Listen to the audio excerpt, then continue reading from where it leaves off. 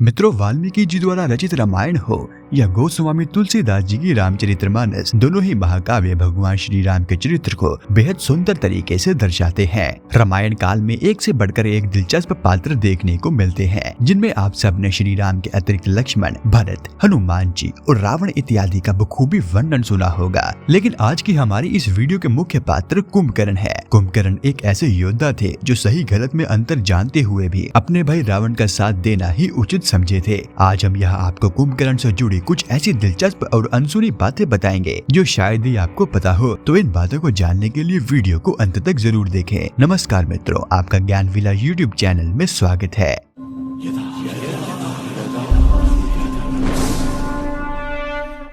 रामायण एक ऐसा महाकाव्य है जो हमें हमेशा से ही धर्म के मार्ग पर चलना सिखाता है, पर जहाँ धर्म की बात होती है वहीं दूसरी ओर अधर्म तो आता ही है, और जहाँ अधर्म की बात आती है वहाँ चारों वेदों के ज्ञाता सर्वशक्तिशाली रावण का नाम जरूर ही शामिल होता है। कुंभकर्ण इसी रावण का छोटा भाई था। इनकी माता का नाम कैकसी था, जो कि राक्षस वंश से संबंधित थे, और इनके पिता विश्रवा ब्राह्मण कुल के थे। इसीलिए उनकी संतानों में दोनों ही गुण विद्यमान थे। कुंभकर्ण अपने भाइयों में सबसे विशालकाय शरीर के साथ महाशक्तिशाली था। उनका शरीर पर्वत के समान था। वह एक बार में लाखों लोगों जितना भोजन ग्रहण कर लेता था। उनमें कई हाथियों के समान बल था। एक बार की बात है, तीनों भाई ब्रह्मदेव को प्रसन्न करने के लिए कठिन तपस्या करते हैं। कुंभकर्ण स्वर्ग में अपना आधिपत्य प्राप्त करना चाहता था और इसी मानसा से उसने तपस्या शुरू की। उनकी तपस्या से प्रसन्न होकर ब्रह्मदेव को वरदान हेतु आना ही पड़ा। वहीं दूसरी ओर सारे देवता इस बात से परेशान थे कि अगर कुंभकर्ण ने इंद्रासन मांग लिया तो सारे जगत में भोजन की कमी हो जाएगी। तो इस समस्या से निजात पाने हेतु देव इंद्र माँ सरस्वती से विनती करते हैं और माँ सरस्वती उनकी प्रार्थना स्वीकार कर लेती है। जैसे ही कुंभकर्ण ब्रह्मदेव से इंद्रासन मांगने के लिए अपना मुख खोलता है तो माँ सरस्वती उनकी जीवा पर बैठ जाती है और उनकी जुबान को पलट देती है तथा उनके मुख से इंद्रासन के स्थान पर निद्रासन निकल जाता है। उसी वक्त ब्रह्मा जी उनको तथास्तु बोलकर वरदान दे देते हैं। बाद में कुंभकर्ण और रावण को गलती का आभास होता है और वो वापस से वरदान की कामना करते हैं, पर ब्रह्मा जी कहते हैं कि वह वरदान तो वापस नहीं ले सकते, पर यह जरूर हो सकता है कि 6 माह की नींद लेकर तुम एक दिन के लिए जागोगे और पुनः 6 माह के लिए सो जाओगे। इतना कहकर ब्रह्मा वहाँ से चले गए और कुंभकर्ण अपने वरदान के कारण अपनी निद्रा अवस्था में चला गया। जब कुंभकर्ण निद्रा में था तो उस वक्त रावण ने माता सीता का हरण कर लिया और रावण की सेना प्रभु श्री राम से बुरी तरह हार रही होती है। यह सब देखकर रावण को अपने भाई कुंभकर्ण की याद आती है और वह विरूपाक्ष को आदेश देता है कि कुंभकर्ण को नींद से जगाया जाए। विरूपाक्ष कुंभकर्ण को जगाने के अथक प्रयास करते हैं और अंत में कामयाब हो ही जाते हैं। कुंभकर्ण के पूछने पर वह उनको सारा वृत्तांत सुनाते हैं। यह सब सुनकर कुंभकर्ण रावण से मिलने तुरंत ही निकल पड़ते हैं और रावण को समझाने की कोशिश करते हैं कि उसने जिसका हरण किया है वह स्वयं माँ लक्ष्मी है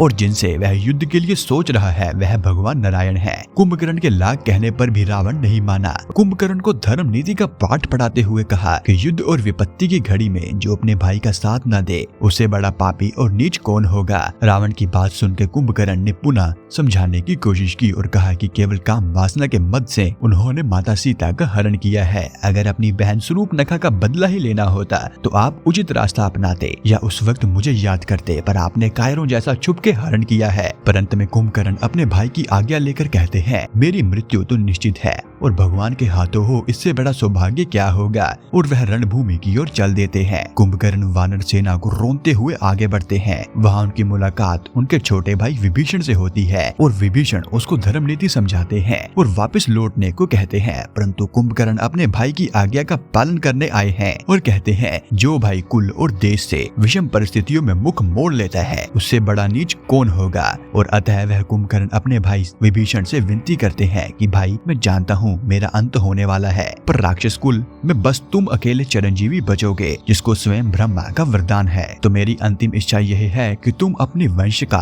अंतिम संस्कार शास्त्रों की नीति के अनुसार करो। इतना सब कहकर वो विभीषण को आशीर्वाद देकर फिर से युद्ध भूमि में आ जाते हैं तथा युद्ध करते हुए अंत में श्री राम के हाथों मृत्यु को प्राप्त करते हैं। भगवान राम उनकी दोनों भुजाओं और उनके मस्तक को धड़ से अलग कर देते हैं और इस तरह इस महान राक्षस का अंत होता है, जिसने अंतिम घड़ी में भी मौत की परवाह किए बिना अपने कुल, अपने भाई के सम्मान के लिए अपने प्राण त्याग दिए और श्री राम के हाथों मृत्यु पाकर मोक्ष को प्राप्त किया। तो मित्रों, यह था आज का हमारा वीडियो। अगर आप अभी तक इस वीडियो के साथ हैं तो कमेंट्स में जय श्री राम लिखना ना भूलें और यह वीडियो देखने के लिए आपका धन्यवाद।